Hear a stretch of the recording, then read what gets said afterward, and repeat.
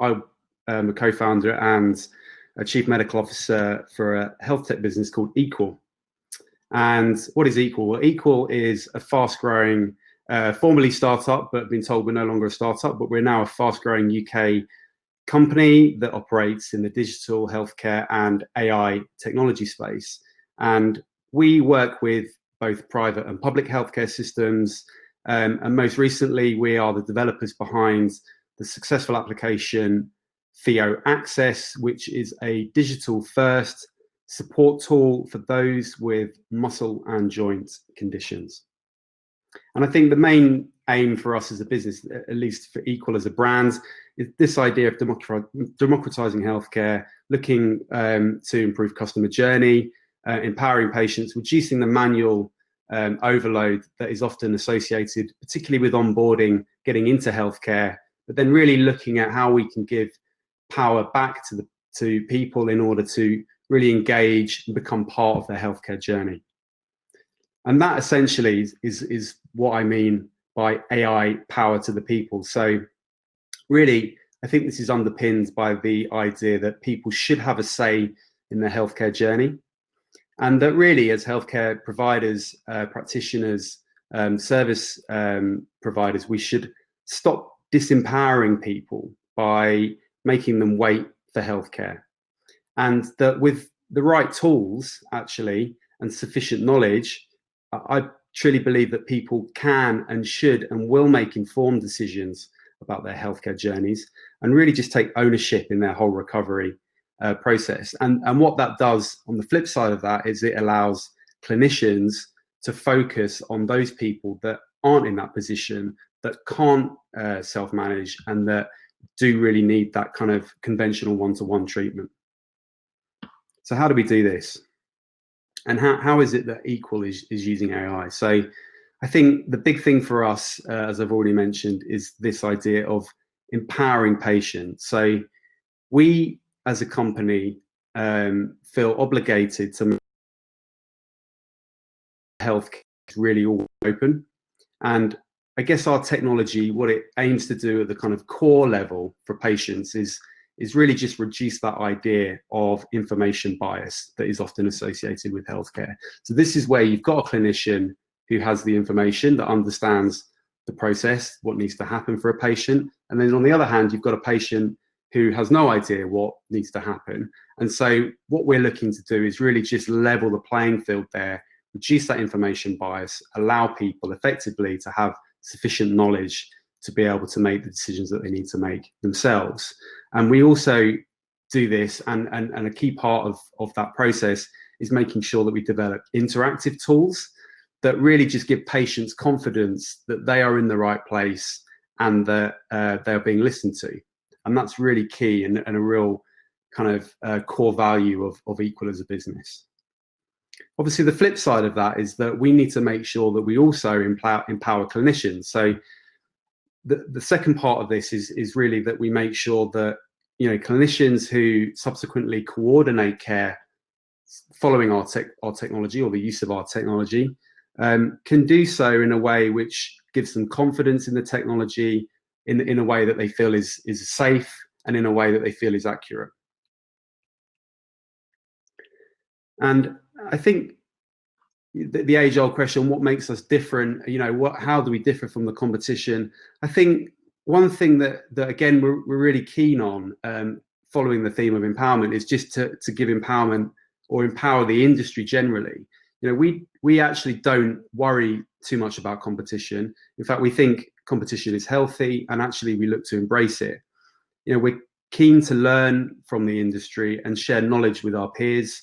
And I think something that is really a key focus for us, and something which we've done to really try and drive that conversation forward, is in our efforts to recently develop a new topic group, or at least propose a new topic group with the World Health Organization that we're calling AI for MSK. And really what we're trying to do with AI for MSK is bring together contributions and gain consensus generally from the industry. And I think our main objective here is, you know, can we create a standardized assessment framework for the evaluation of safety and accuracy and efficacy of AI-based solutions in the MSK world.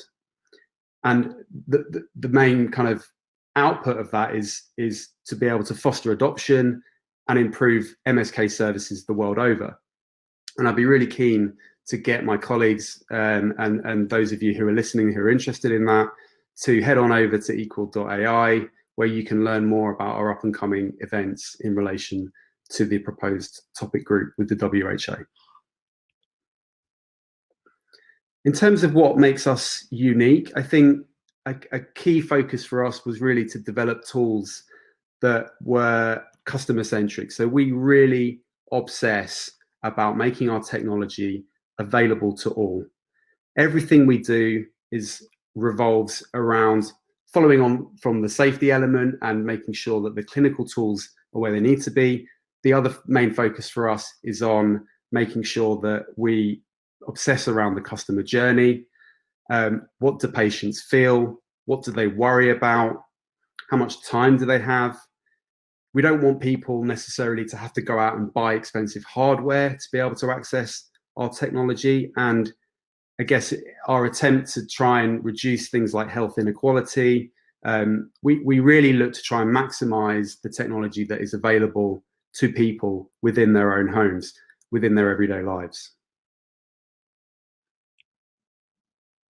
So where are we now, and what have we been up to? Well, we've only been going a short while. In fact, we only launched in March this year, but we are already available to just over 9.3 million people, which is roughly 12% of the UK population. And that's growing and also looking to move into the international market. And I think another key part of where we are now, and a key component of our kind of internal vision, is that we want to work closely with clinicians to ensure that clinicians are happy and that they accept the technology that we use and they're happy with the outputs of our technology. And I think it will not surprise you that, well, the clinicians amongst us may be surprised and probably are familiar with the fact that it's quite often difficult to get clinicians to agree on what the most appropriate care sometimes is. But actually, in a recent survey that we conducted, or a client of ours conducted, happy to report that actually we have 90% clinical acceptance on the outputs of our service. Is something that we're really proud of. And that's testament to our customers also working with us closely, our clinicians, to be able to really develop tools that not only are focused on the customer, but also work and are safe in the back end. Who's endorsing us? So again, you know, our clients believe in us. I think that's something that we're really keen to evidence and something that we're really keen to test. And actually 92% of all people that are referred into our services go on to complete the full process. So that's something that we're really proud of. And I think despite the fact that we give people the option to come out of our digital process, actually, as I say, we find that the vast majority are very happy to actually engage in the digital first approach and get the outcome that they need. And I think also our clients believe. So, you know, we've really managed to sign up, you know, some of the UK's largest providers of MSK services. And again, that's something that we're really proud of. In terms of who's endorsing us, something that we, again, really obsessed over and something that we were asked a lot about is this idea of a digital divide. And, you know, it's a really relevant question. And our view was really to build something that everyone could use and not necessarily design something with an acceptance that some people just won't use it. That wasn't something that we were willing to compromise on. You know, you can't genuinely build a global use case with lazy design. And to date, I think we've really been able to evidence that. The oldest user we've had so far is 93. The average user that we've had for our platform is 56. So our general thoughts on the digital divide is that it's not a technology related problem. It's actually more down to lazy design. And that's something that we're really proud of and really continue to work hard on. And I guess what's our vision for AI moving forward? Well, obviously access is still something that we're really keen to work on and improve. And particularly looking at being able to create early intervention options for people and to be able to improve outcomes by giving them access to healthcare earlier, which has typically been proven to reduce cost, improve overall health outcomes, reduce things like MSK related comorbidities. And I think that's particularly relevant in the current climate, not least because of the disruption that's been caused to primary care. And it's something that we are continually working on and looking to improve as we move forward. I think another real key area for us is this idea of creating solutions that are preventative and not necessarily looking to cure as a result of problems, or intervening before things really become a problem. And to do that, we really have to, again, empower patients to take control and empower clinicians to adopt AI based solutions. It's a real pain point for me to see the amount of cost, time, resource that's spent dealing with healthcare in a kind of reactive sense. And we really want to change the tide on that. And actually, as a healthcare professional, I feel like it's my duty to do so. And I firmly believe that technology, in particular AI, has the ability to do this, not least because of its ability to be able to analyze data in a real-time setting.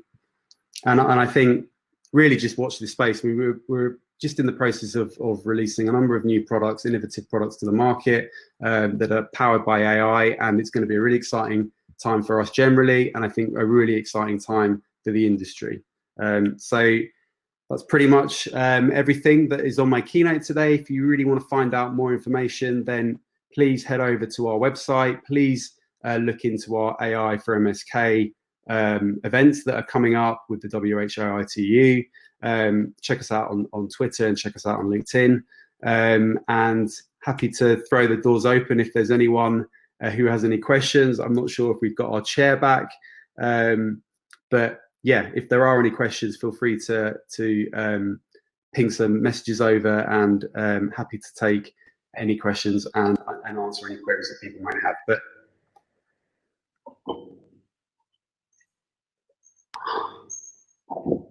great, thanks a lot, Peter, and I'm happy to be back. I'm so sorry for the tech to the problems that we had, but this is one of the things that just belongs to it. We're talking about the power of technology, and sometimes it just doesn't work the way we want. But therefore, we're remaining authentic. I'm happy that you started even without me giving you the honor to introduce you.